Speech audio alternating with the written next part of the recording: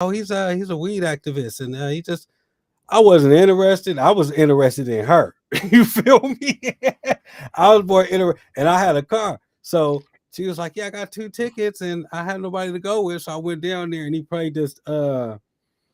It's called the what? I've been playing this shit all damn night. Uh, hemp for victory. It was a thing that the government put out Okay. in 1942, encouraging people to grow hemp and turn it in. You go get $1. You get your producer of marijuana or hemp license. You produce hemp and go turn it in because it was producing shit for the war, World War II and shit like that. You know what I'm saying? I could dig it. I could dig it, brother. Yeah, Yeah. man. Hey, man. So Good to see you, boy. Good to see what's you, up, man. man? Yeah, man. Tell the people who you is, man. Oh, man. I'm just Brother Selassie, man. Brother Selassie, conscious, political, progressive MC out of San Francisco, entrepreneur. Been doing my thing for, almost 20 years, independent, and just happy to still be here representing, man. Hope everything's cool with you, my brother. It's all love, and hopefully I see you in a couple weeks, about a month or so. I heard they called you back at the Emerald Cup. Congratulations on that. It's gonna be your second year MCing out there. And Yeah, yeah, I appreciate that. Yeah, I'll be at the Emerald Cup this year, can I just hosting. can I hey can I just say one thing? What? Keep your shirt on this year. Keep your shirt on this year, bro. Hey, hey, I was out, I was out there. It was at first off, it was hot, number I one, know, I and know. number two, I've been working out a little bit, so I was kind of buff a little bit. So, Yeah, you was out hey, there. what, You what, I ain't trying to go there, but the ladies was like it. They was like, "Oh, I like your shirts off, Selassie." No, I was just yeah, no. yeah. No, so this is your second year though. They reached back out to you. Yeah, yeah, yeah. To host one of the stages. Shout out to the Emerald Cup and Tim Blake and the whole camp out there holding it down.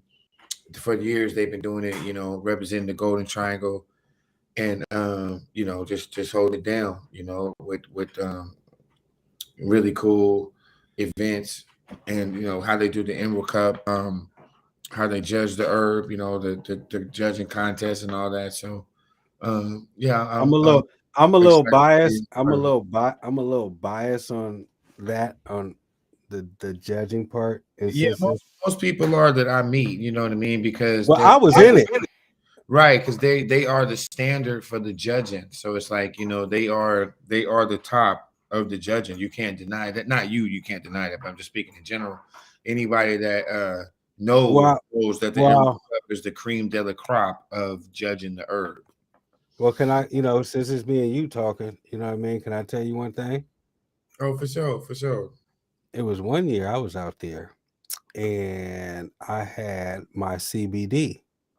Uh Now you tried my CBD? I have not personally, no. Okay, Or if well, I did, I can't remember. Shit, I can't well, remember you what I nah. Then you would nah, have nah. remembered this because you would have probably said, "Yeah, man, I need some more of that." Because that, you know what I mean. So you ain't never had it, but Mhm. I ended up growing some of the finest CBD. Like, you know what I'm saying. I took it to BAS Research, was like the first um, licensed facility in California that had their license to do extractions. You Oh, know, cool. Violet is right there in Berkeley. So yeah, Montel Williams, a whole bunch of people went to them first. And when I Right. went, so at the Emerald Cup, that's where I met this lady from Arizona who turned me on to him because the whole talk of Emerald Cup that week was my CBD oil and the flower. I could dig it. Nobody had nobody had seen those numbers tested like that, right?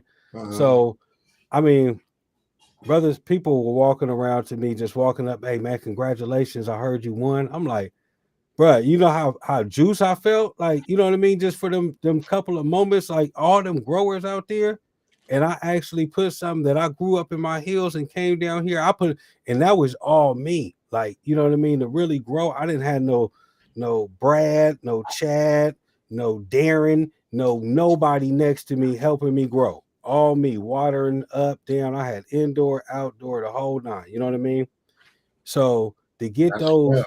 yeah, to get those right. So I'm like, damn. So now here comes Sunday for the judging. So I'm sitting back. Wow, CBD oil. I just know I got it. They don't call my name. Damn, the fuck. Well, the flour, I know my flour, my terpenes was like on CBD was like, I believe like 2.97. I'm like, I mean, I know there's some good terpenes out there, but ain't nobody really got this like this right now on the CBD. You know what I mean? Because like 3% is like phenomenal. You know what I mean? They had like some fours. You know what I mean? I got like, if you know your terpene percentage, but like 3% on some CBD, and that's pretty good. So I'm sitting back, they don't call my name. So I'm like, oh man, this shit rigged. So Yeah, they, man. they release this shit and they only recognize the top three. I placed in the top 10 for my flour. They lost my oil. When I looked at the results of the top three, numbers don't lie. My numbers were like double of what the other cats that won, man. So I am a little biased when it comes to their judging, Oh yeah. um, but I'm not biased to the gathering of people that come out there that probably not even judging, just out there, just the energy and the spirit. You know what I mean? So that's Absolutely. just a that's just a little personal. You know what I mean? That's like that's not like oh, it did it to my homeboy or I heard. No, that shit happened to me. You know what I'm saying? And then Yeah. It'd be like that with anything, man. Like even with my contest, like sometimes people don't like the result. You know what I mean? And it's just, and then you can do about that. Like once I don't like for I don't like the results when the top three people are the people that have the biggest booths. You know what I mean? yeah. Is that coincidence? I You know don't what know. I have I'm nothing to do with that. I have no horse in the race. I'm out of that. But I'm just saying, as far as like saying? any type of contest or anything like that, it's gonna be somebody to lose, somebody to win. It is what it is. But what's cracking, man? Man, I'm still talking about the business, brother. You said I Yeah, don't want to man. talk about the business, huh? No, I don't talk about that. That's something different. I don't know nothing about that. I'm just going to go host, and we're gonna be there this year, and it's gonna be cool. And shouts out to E40. He's gonna be headlining it. It's a lot of other people coming through there, and it's gonna be a good show, this year. And it was cool even last year. Shouts out to Capadonna, Corrupt, Keek the Sneak came through. It was real big last year too. So this year should be cool too. I don't get no shout out. I was in the building. Yeah, I remember. Yeah. I remember you was in the building too. You Hmm. crazy. Yeah, man. So now I'm diving back into it. You know what I mean? I done hooked up with a local here. Her name is Zion, an Ethiopian lady who has a restaurant out here, been branded into the community and stuff like that. So, by word of mouth, she got passed on to me. We linked up. She needed a little bit of my finesse and my little experience, and I joined up with her, man. So we just bringing awareness, but you know me, man. I keep it 100. You know where I've been. You know where I come from. You know what I mean. So I just keep 100 with everybody. So you know what I mean. It's lovely. I'll probably be back out there. You going to MJ Biz? You're not into it like that, huh? Which one is it? It's the conference down in Vegas in 2 weeks. No, probably not. No, no. See, I'm You not know, on. yeah. I'm just laying low out here in LA right now. Just taking it one day at a time out here in LA. Kind of just staying away from everything that has to do with the industry of all kinds. But Mhm. just kind of just staying away from all that, man. That's always fared me well to steer clear of egos, shenanigans and things like that. It's always fared me well. I mean, to come this far, to still be in the game. I've seen many rappers start with me and now they have full-time jobs. And I'm not like knocking that. I'm just saying that it takes it takes a while. It takes a certain type of perseverance to keep it going and not stop. And I've seen like venues go out of business. I've seen companies that were cracking 10, 15 years ago gone. But you So know it's like, what though? when you survive the haters and when you survive, all of the pitfalls of the game, that's good when you get to the end. You know how I always looked at it Mm-hmm. is in high school, how many men are on the varsity basketball team in the United States? Mm-hmm. And then you break it down to how many men are playing Division 1 college basketball. And then from Division 1, how many actually go pro? See Yeah, that's now, true. see now I tell that because now it's like you can go straight out of high school into the NBA. You can do this, you can do that. Like you don't have to go through those steps to get there. So there's a lot of like, oh, he's better than Michael Jordan, or he's this or he's that, or you know what I'm saying?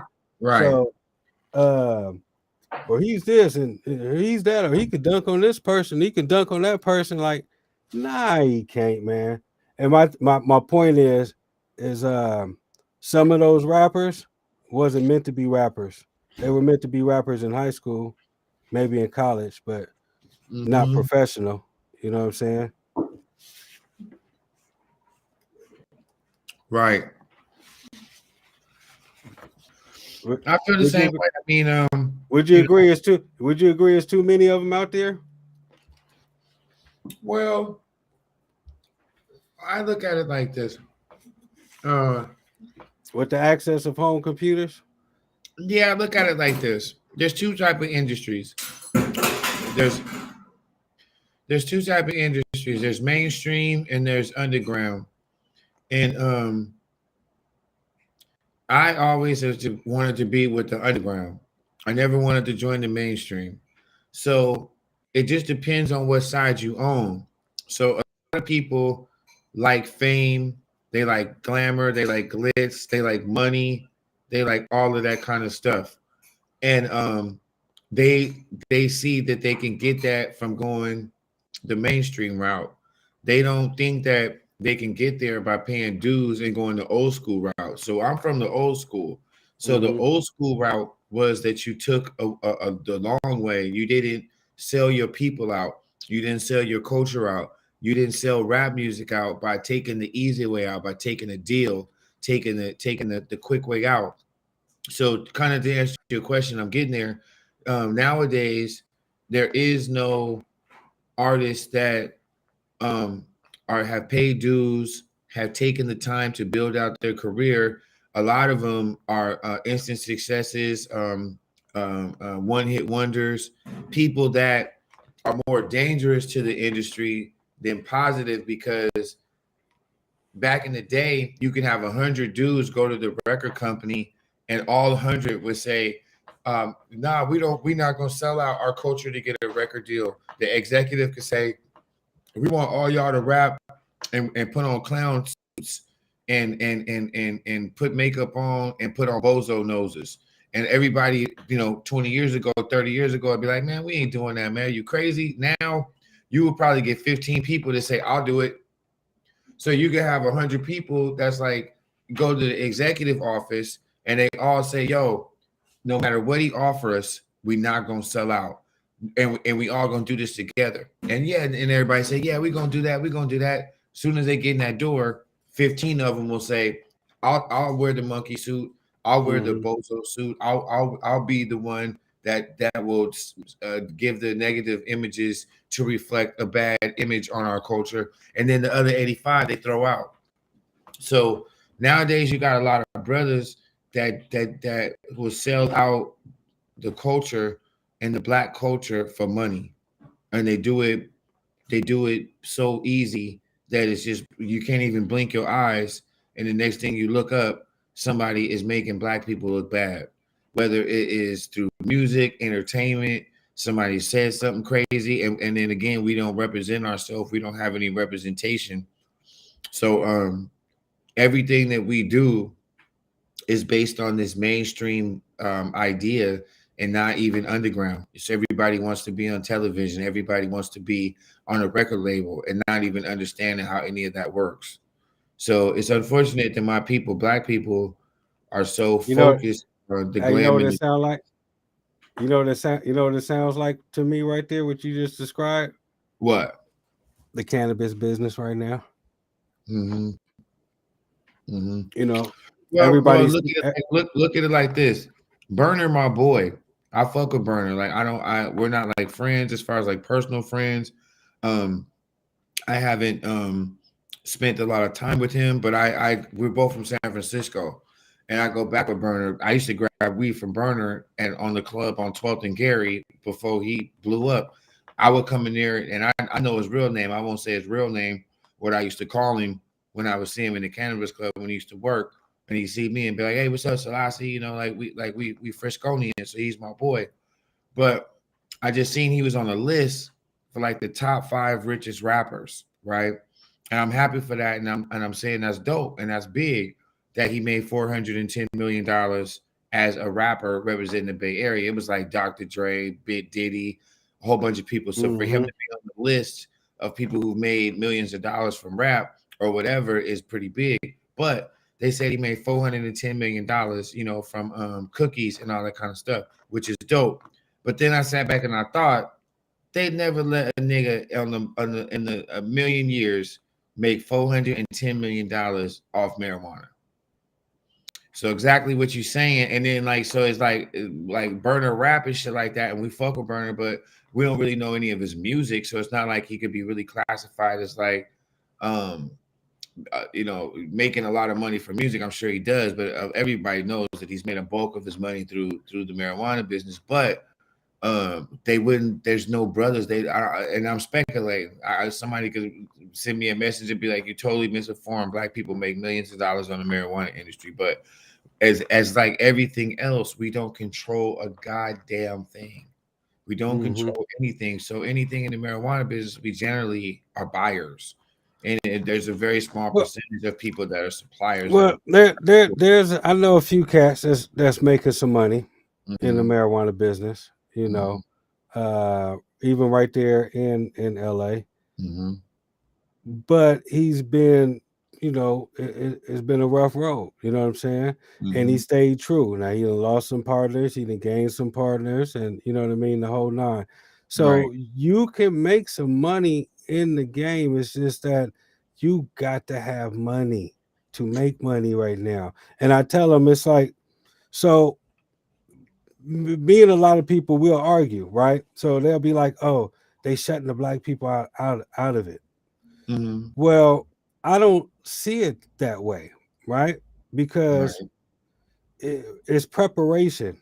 So, like, we don't come together and buy land. I was just up on 13 acres and I tried to get man, I had the landlord lady like in the palms of my hand. The fucking roof was collapsing. That, but it wasn't I could have caught it. You know what I mean? The house needed another roof, and that was nothing because it was about the land, not the house. I didn't care about the house. You can build another house. So I'm in a position to where I can, you know what I mean, like squeeze this property out of this. I called my mother, I called my father, I called everybody that I knew that probably had houses and said, "Hey, let's all come together as a family and buy this property up here. I like living up here. We can put some cows, we can whatever you want to put up on here, chickens, whatever. You know what I'm saying? It's Mm-hmm. it's ready for that." Then nobody want to come together. So that's what I'm saying. We wasn't prepared. And then look, COVID hit. Now we got to go and everybody this and that. We would have had a nice place to go to. We'd have had nice 13 acres with a well, running water, the whole nine, living off the land. You see what I'm saying? Yeah, just so We like you said, it's so deep. It gets deeper so because we don't own nothing. We don't have that so mindset. that's my point. We don't own any of the warehouses over here. You know, it's not the fault that the Asians own it. You know, it's a couple brothers that lease, but they don't own. You know It's what I not. mean? It's not anybody's fault. It's just more of I understand what you're saying. I'm not saying you're saying that. I'm just saying that that we are so far back by even getting any respect in any of these industries in any way. You know what I mean? Like we with our dollar is really not respected. It's just taken. So it's Mm-hmm. like as an African American, yeah, in America, like our dollar is not respected. It's just taken. So it's the same thing with the marijuana business. It's like the cannabis business. I know that there's people of color and players in the game, no doubt. But I remember like even just it coming up, it was like hard for brothers to get in. I remember like even before 2017 when it became legal, And it then was hard for brothers to get into the game. I tell you what Burner did too, man, is he was smart on the licensing. He licensed that Yes. cookie and branded that cookies. Right, So that's like, from something in the streets of the Bay, yeah, because we yeah, was yeah, all there living it. Like you said, yeah. he seen something that was popular in the streets, Boom, and then he branded it and did his thing. branded it cookies So, and ran with it. And that's what it is. It it's don't not matter. it's not that they won't let a brother do that. It's not that. It's just that there's it's that yeah, like it's Sometimes you get luck up, man. Sometimes you luck up. yeah, yeah. It's You not know what I like they mean? won't let a brother do that, but No. Sometimes you it'd be some kind of I just can't see in America that they'll have a brother that made $410 million on a pot industry and with marijuana base. They would try to get him in the feds. They try to but wrap him see, up on a case, all kind of shit. yeah, but see, I don't think it's not the bud. It's the brand. It's how much each brand is pulling in. Right, So you you know got why I even brought up that article is because it was an article that it was like the top 5 rappers, right? And that was the thing, like yeah, yeah, Burner, yeah. But see, yeah, he ain't he's a making no rapper, money but off he's a also rapper. a huge businessman. He's a rapper, but he's a businessman too. You know what I So mean? they putting two entities together. Exactly. That was really why I brought it up because it was more of like that they said who was the top 5 rappers that are like a billionaire or like a millionaire made millions with it, and he was there. And a shout out to Burner. Well, And I saw who else was on that list? it was like Dre. Okay, It was with like Dre ain't Dre. did But I'm talking about like Dre with straight money though. So it was like the top 5 rappers with that like really are Dre like the made all his richest. money off. Look, Dre made his money off of beats. So Right, exactly. So it was other a entities, not different just rap. brand, yeah. So But what I'm saying is just going back to kind of spinning it back, like what we were saying earlier. Like so the mainstream industry is jacked up. The mainstream is insane. As you see what they're doing to these young brothers, killing them, taking their publishing. Because my motto is that you're more valuable to them dead than alive in the mainstream industry. They'd rather have you dead because they don't even have to deal with you. They can take all your money and put all your stuff. And so that's that. That mainstream industry is a whole nother monster. God bless that we even have the independent market where we could be independent and we could do our own thing and have our fans and all that. Because if you're trying to get into that mainstream, you getting into a whole nother world. mm-hmm.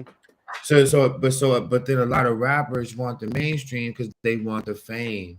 They want to be on television. They want the radio, and they'll do anything for that. And that is a detriment to the culture. You know what I'm saying? Man, It's a well, detriment to the culture especially if you use it negative. And today's media, they need to they smoke more only weed. promote anything. They promote things negative. They don't promote anything positive. When have they? They just need to smoke some more weed, man. You know what I mean? Yeah, man. Get off the other narcotics, smoke you some herb, and that's it, and that's all. You know what I mean? Yeah, I think that the herb is good. Herb definitely helps me. It definitely helps me. It helps everybody. I think it's a healing thing. I think it's something that can bring more people together. I I hope that it don't. I don't hope it doesn't get. I hope it doesn't get politicized. And has things messed up. But yeah, They need to just go ahead and let that hemp flow through, let them get their money, and regulate cannabis in such matters that they do uh, uh, alcohol. Because see, and like they say in the prohibition, cannabis is when they punish the users. They don't punish the users for drinking alcohol. You know, only when you do it and you put other people at risk. Driving drunk, have a designated driver, take a taxi. You know what I mean? The whole nine. But you can sit there and get drunk and shit at your house. Don't be drunk in public. You can be drunk at your house. Go on in the house somewhere. You know what I mean? That's what you paid for. You got your own club. They do that to cannabis, we'll be all right. Yeah, I think that you know, Just I like you think it's don't be just like you don't really walk down the street. How many people you really see walking down the street drinking alcohol? You don't see people just driving down, walking down the street drinking alcohol. So you're not just gonna be walking down the street, what I mean, just smoking. If you yeah, make it a it's a very interesting subject, the marijuana, or the cannabis, and I all I can say really is that not all I can say, but just to your subject, I do love the advancements that it's taking on, how it's come from 1996 to here. It's been really, really something to see the advancements of that. And what about now let me ask you this. I look forward to keep seeing it grow. Okay, well let me ask you this. When did you start smoking? What year? Um, I say about 1996, 1997. 96, 97. So they still Yeah, had some. I was about 19 because I always grew up with weed, Yeah. but I didn't smoke any. Now would you You know, say the weed back then was a little bit stronger and better than it is now? no, I say the weed back then was like it was like dirt weed, and Oh, like you you were was lucky getting to get green weed. I remember us oh getting green you weed. oh I was the lucky one then because I've been getting green weed since like '93. So Well, we would get this is what we would do when I was in England. We would get dirt weed, but Bammer. My boy Tyrese, his dad was like a big baller in Oakland. So when we was in SAC and we would drive down to Oakland a few times a week, or maybe like a week every weekend, we go meet Reese's dad, and Reese's dad would give us like that light green from Oakland on 80th and East 14th, and we would go get that light green. And back in the day, it was them big old tin sacks and the Yeah. package, them huge tin sacks that Yeah. was straight light green. And to keep it Yeah. real, Fluffy. Shit and to was keep it real, sticky as shit.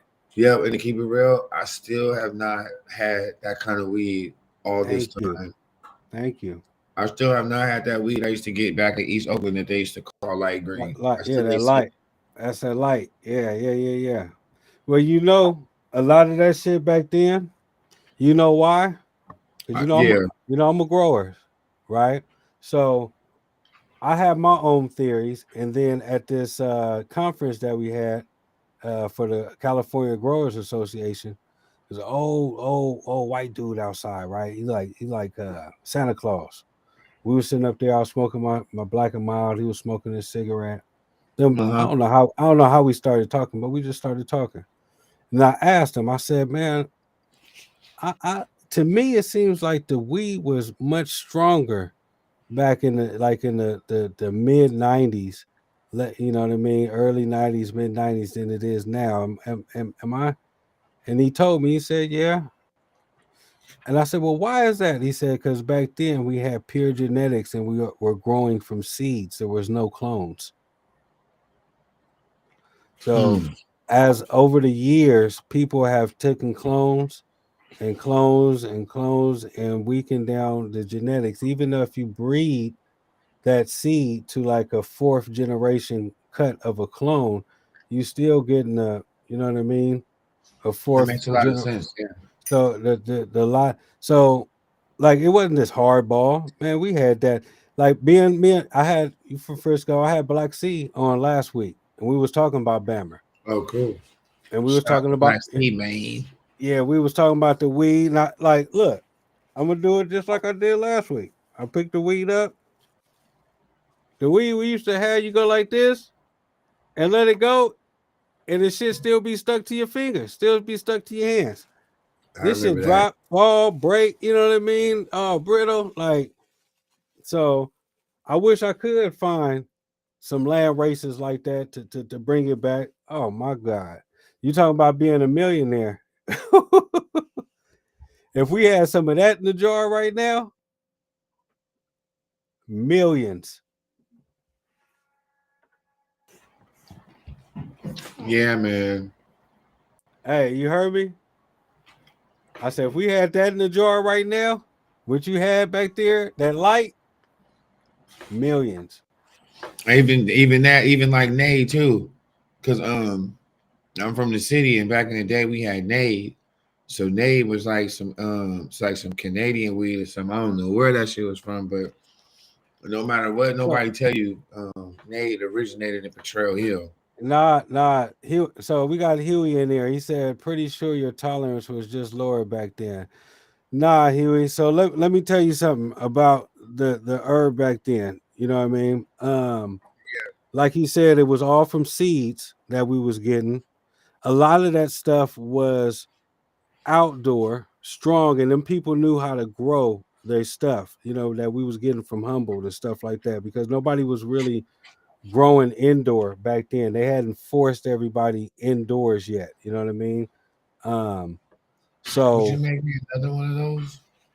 so to answer your question, Huey, the song I Got Five on it came on, right? So that's what he's saying. I got five, he got five. But let me tell you this: in some parts, if it was four people all put $5 in on one blunt, and all four people will be high for about 4 5 hours, bro. Like the high would last so much longer. You know what I mean? When you agree, Celeste?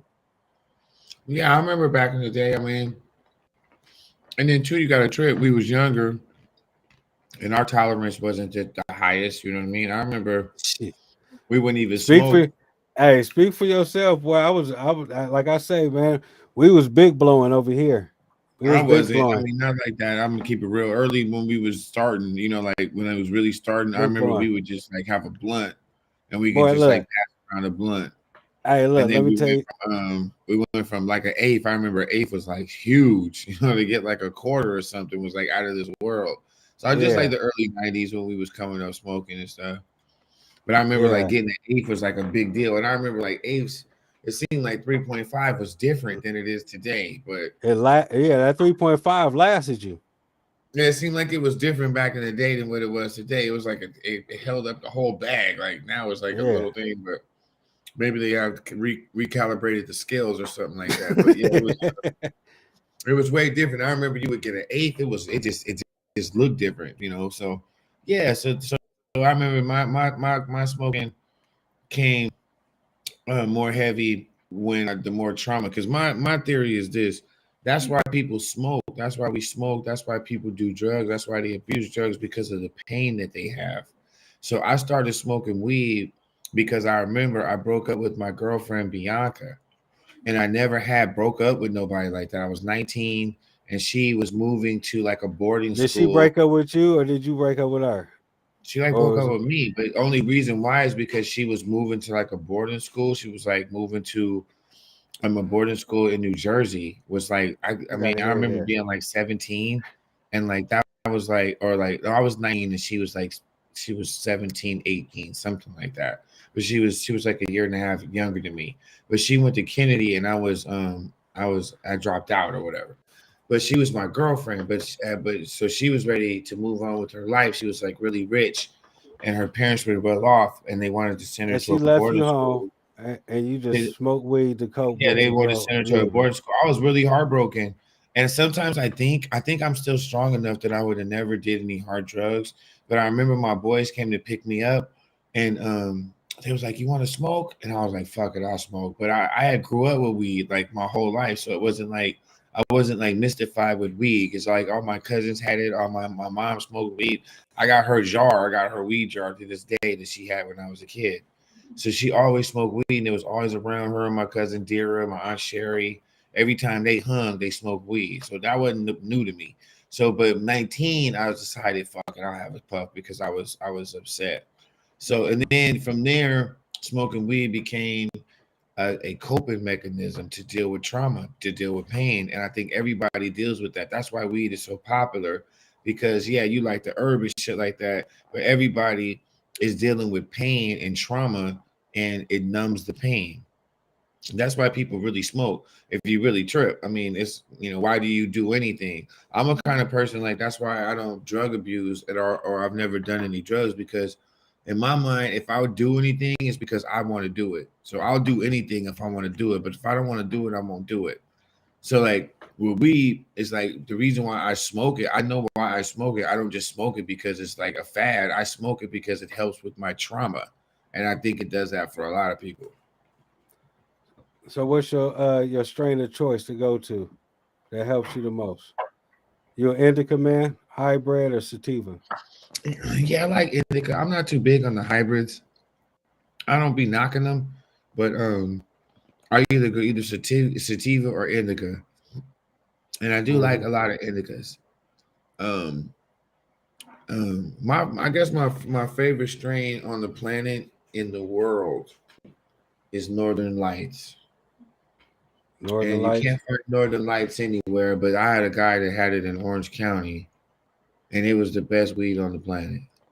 But and You then know what? So you know what the chronic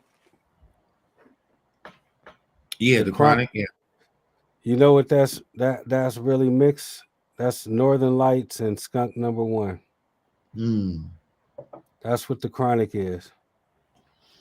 Northern Lights, man. I had this guy. He had this Northern Yeah, Lights. GDP is cool. You Oh yeah, yeah. I like GDP. Yeah, yeah. Granddaddy Purple. The real. I'm kind of like smoking on some of that right now. I got a good. It's like real Granddaddy. mm-hmm.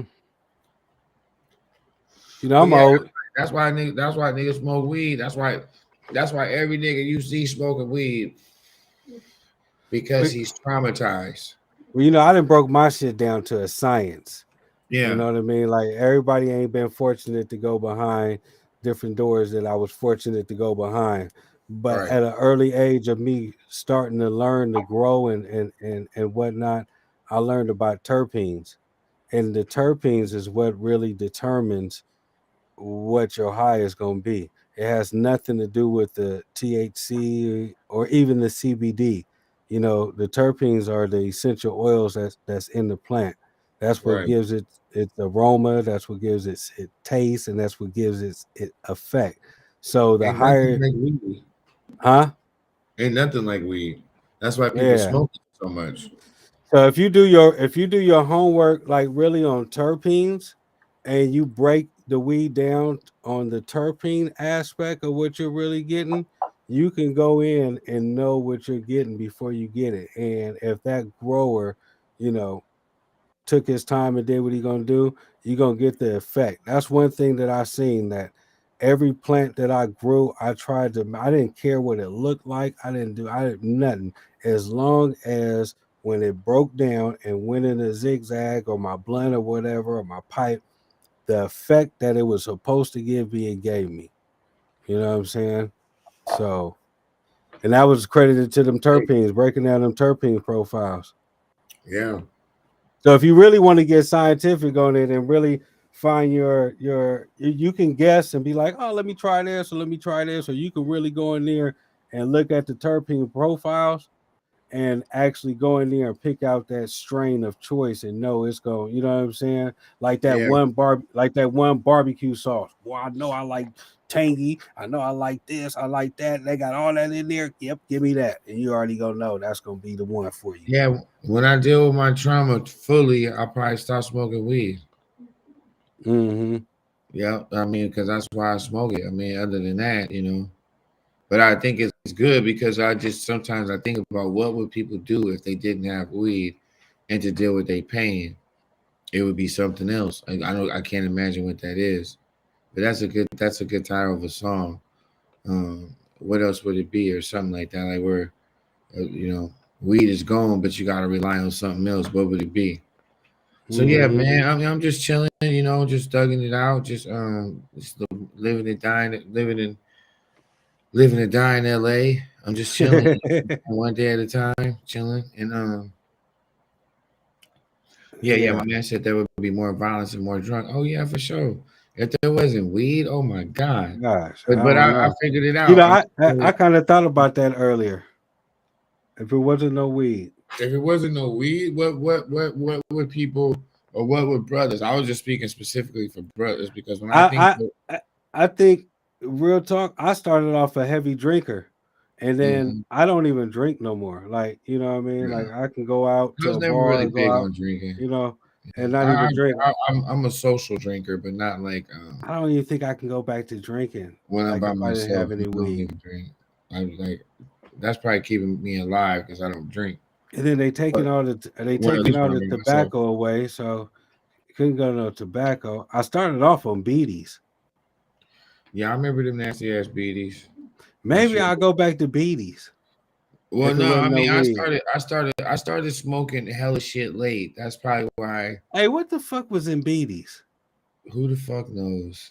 We used to I call don't them know. like Indi- We used to call that shit like Indian weed or Yeah, some well, it shit. was like an Indian thing. Yeah, I still remember it Maybe, being. It hey, was do you think nasty.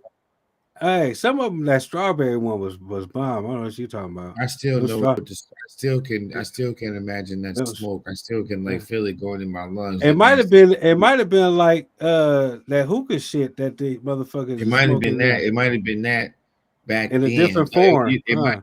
I think it might have been like insect. Man, that beady will make me It barf. wasn't no Please don't fucking talk about that instant. beady. Hey, That I beady will remember. make me throw up. Hey, them motherfuckers will give you a head rush quick to the some. But I Woo! just remember being young doing that. That was like I'm an OG now. I remember being young. That was when I was young and healing that shit. I remember when I was young doing that, the beaties and having Tampas and shit like that.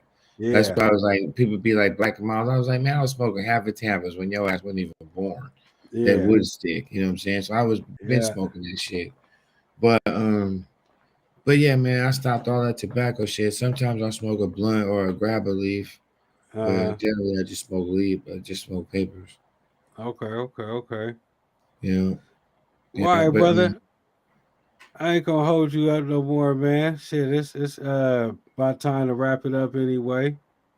It was a pleasure speaking with you. yeah, you too, my brother. I'm glad to be on your program, man. Congratulations on your program, and I'll Yeah, we definitely just look to trying to. tap back in with you when I get something going. Yeah, we definitely trying to get this Shasha money. Like I want you to go back because you carry that Dame Selassie. So I want you to go back and watch the first episode. If I gotta see Hmm. you the link, I it's will. it's two segments. So it's one where Zion is on her way to Shashamani in Ethiopia. So you get to see the travel there. And then the second part is her there arriving. Um, One of the brothers greeting us outside, telling us a little story about how they burnt down the church and stuff. And this is the grounds where Bob Marley went to go get baptized into Rastafari. Oh, word.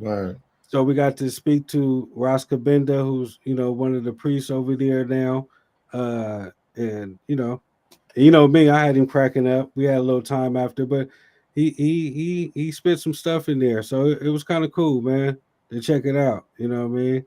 Yeah, for sure, Because man. that name that you carry, that brother made sure that those people had that over there when they was all in the war. Make sure they had 250 acres, and now they call it Shasha money. But now it's starting to get overpopulated, and they're going through some stuff over there. Yeah, Selassie was an interesting brother. He claimed lineage from the Queen of Sheba and King Solomon, Mm-hmm. and Menelik. Menelik is his descendant. Yeah, he's interesting, but a lot of people forget that Selassie was from Ethiopia, Yeah. and that's in Africa, and he is associated with Jamaica, which is so I look at it more like the Jamaicans in Jamaica adopted Haile No, Selassie. Um, well, as far well, as well, that's concerned, but a lot of you could ask a lot of people, and they'll think that it originated in Jamaica, but it's actually African, and so well, that's well, my well. thing.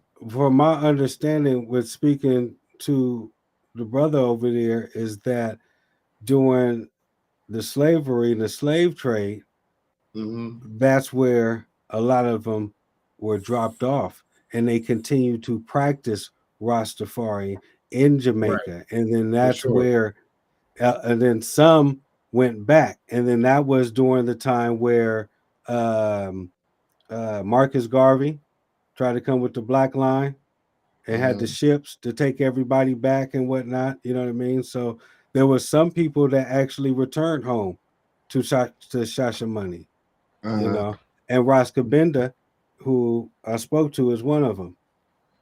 So there's a lot of other elders that have passed away that returned back. You know what I mean? So Yeah, he finally came back. He's been back for 30 years.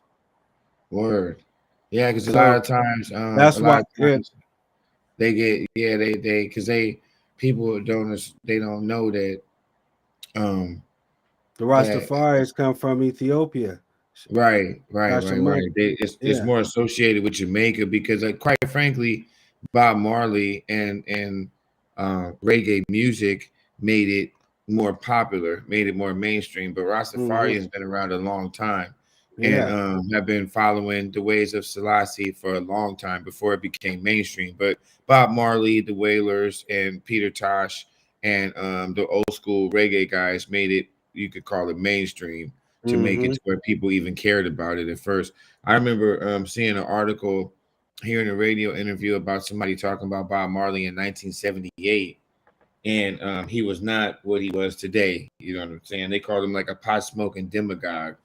So you know what I'm saying. So but he did a lot to popularize Rastafarian culture, and then him coming from Jamaica was also, I'm sure, a nail in the a good contributing factor why people associated you know Rastafarians with just Jamaica, but not taking the origins that they come from Africa, from Ethiopia. Hmm. Because Cats was wearing dreads, Samson was wearing dreads. That's I wish biblical, I and that was in Africa. I wish I can get Zion on right now because that's No, what yeah, she's. it'd be interesting to talk to him, man. But No, not her, not her. I mean, not him. her. Uh, yeah, yeah, yeah. Excuse me. Zion, if you're watching, tap in No, it's but yeah, because that's because that's just what before this we whole because that's what yeah this just whole thing is about. She actually went over there to get the blessings of Shashamani, and what they got going on to bring it back to the states and started here. So she's mhm. bringing back more than the cannabis. She's bringing back teff. Are you familiar with what teff is? No, not off the top. She's been rapping and raving about it. I got to be honest. I got to do my homework a little bit more on it. You know what I mean? But she's so like strung on that, and so I got to do my homework. She brought me over here for cannabis, so I'm trying to do my cannabis first. But I've been listening to her on this teff product. That she went over there getting the teff seeds, and like I said, got the blessings, and it made much more sense on why she's doing it over here. So I'm like, Well, I'm really now the down. cannabis industry is in danger as well because it's a $1 trillion, $1 billion business.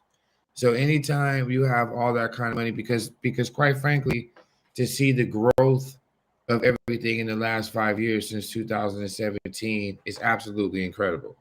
To the point to where I'm going to And go study law to be a marijuana attorney, a medical marijuana attorney. So it's a brand new field. It's a brand new horizon. It's a brand new um, industry, and it is the wild wild west. Because I'm knee deep in the cannabis industry on the entertainment side, but also knowing some big players in the game. and it's wild west with distributors, products, everything. It is a whole new world. So not just black or brown, because there are black and brown people and pieces in the industry like everything else, but we could find our ourselves trapped or locked out of it, or not getting the huge benefits of it, just like everything else. So that's not like a surprise in what I'm saying. I mean, that is how it is. Minority people, people less than the have-nots, get locked out of Hey, the huge opportunities if that you're not, come from well, you know from what? anything. Hey, And I look, see check that this in the out. marijuana industry as well. If you're not the house, you got to know when to hold them, know when to fold them, and play your cards right. Yeah, yeah. And if you But can like play you your say, card, and if you can you play can your get in when cards right, you can yeah, get in you when ain't you gonna, can get in. You can get in when you fit in. You can do some underground marijuana. you ain't gonna never break the house. Just like you wouldn't want nobody to come in your house and break you. Yeah, You see what I'm saying? you So can't break the house. you can't break the house. So as If you long as live in, if there's $1 trillion, yeah, man, all I need is you know what I mean, a billion out of that, you a can't 500 million, can't four break the hundred house. million. You Can't know what break I'm the house, saying? bro. Yeah, So bro. you don't go in there trying to be greedy like this, that. Just find your corner, find your But product, find your this, there, post I up. think there is progress. I think there is progress. Without no struggle, there is no progress, and that is Mm-hmm. from Frederick Douglass. Yeah, it's still a little struggle going on in it, but they working out the kinks. Without You no know. struggle, there is no progress. So we'll get Mm-hmm. there. But yeah, I'm not knocking anybody, and I'm not saying anything bad about anybody. I'm just saying that I always preach this. I always preach us owning stuff, us having our own, us doing our own thing. Even not just black people or a specific color, but poor people or people that are have-nots. Like to figure out, because I'm a have-not, so I come from the have-not. So I'm always trying to figure out a way of trying to have something that we can own and we can have from our own, individually and collectively. So Mm-hmm. hopefully we can learn how to get that. Because right now it doesn't, it's lopsided. You have 89% of African Americans smoking weed, but maybe 1.2% of the people owning the farms. So it's just like the football team. You got 75% black people on the football field, and you have no black football owners. Yeah. You got 80% black people on the basketball field, and there's only one basketball Well, owner, which is Michael Jordan. well, like I said, I can't speak for everybody, but I can speak for myself. You know what I mean? I had the opportunity to get 13 acres, and you know what I mean. I can testify to that nobody wanted I to hope come in and pitch in. You know what I'm that saying? sucks. So Yeah, and that's a deeper so thing it too. But yeah, so it be opportunities, but sometimes you know what I mean. I don't know what it is, like you know what I mean. I remember they used to have me go and speaking down like at city council and city hall, and the first time they passed this cannabis thing here, equity, they was like, "Oh, we got $1 million," and everybody started clapping. Well, I went up and speak. I was like, "Well, look, I'm gonna tell you this: $1 million ain't nothing." You know what I'm saying? Like we need more than that to get this party going. Like $1 million is probably just barely enough for one person to get an operation going. You know what I mean? yeah, we'll figure it out. I appreciate the talk tonight, man. Thank you for letting me be on your podcast. Let's get it in. Yeah, buddy. Yeah. So Emerald Cup, what date is it? Let the people know what date it is. December 10th, December 11th, Saturday and Sunday in the Santa Rosa Fairgrounds in Santa Rosa, California.